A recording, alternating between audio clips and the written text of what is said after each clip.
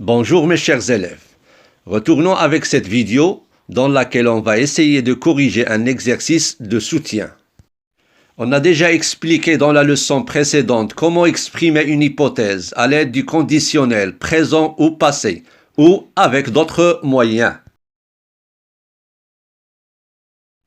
Alors, dans notre premier exercice, vous avez comme question « Élabore les énoncés qu'on peut employer dans les situations suivantes ». C'est-à-dire, nous avons des situations et on va imaginer des hypothèses convenables.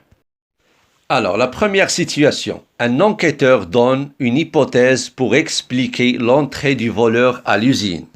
Deuxième situation, un ancien pilote donne une hypothèse pour expliquer le crash d'un avion. Troisième situation, un journaliste donne une hypothèse pour expliquer l'effondrement d'un immeuble. Et la dernière situation, la police donne une hypothèse pour expliquer le suicide d'un adolescent. Deuxième exercice, imaginons des situations convenables aux énoncés suivants. Premier énoncé, c'est la sécheresse qui aurait causé l'augmentation des prix de céréales. Le deuxième, c'est l'excès de vitesse serait la principale cause de l'accident. Vous pouvez mettre une pause à la vidéo et commencer à élaborer les énoncés.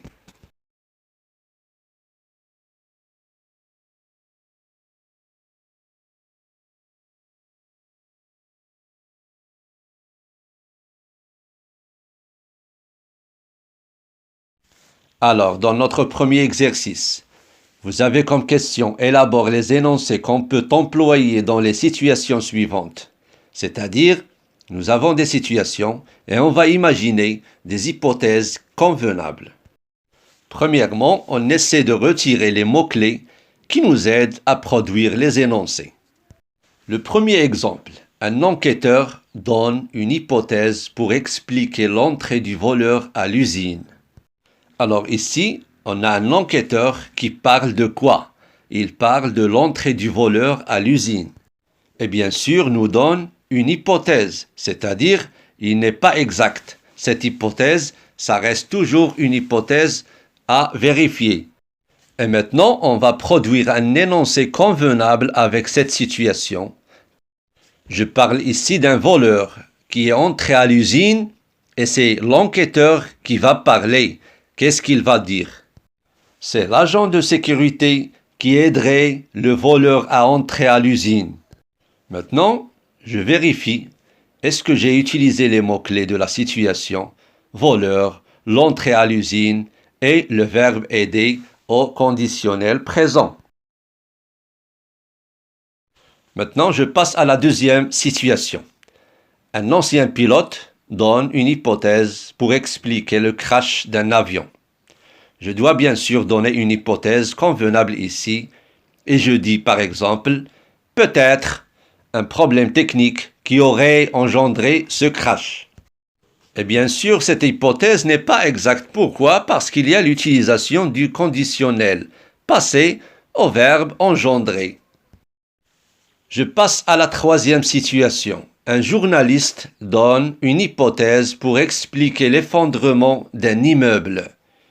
Alors, je ferai la même chose. Un journaliste qui parle et donne une hypothèse sur l'effondrement de l'immeuble et on dit « La faiblesse des infrastructures aurait provoqué l'effondrement de l'immeuble ».